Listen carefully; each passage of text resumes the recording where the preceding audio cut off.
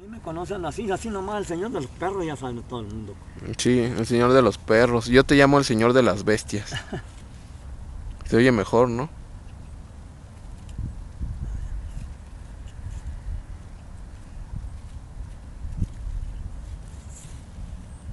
Los perros son amigos del hombre, el hombre pobre.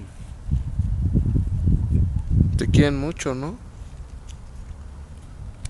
Y los ricos no los quieren, a los perros.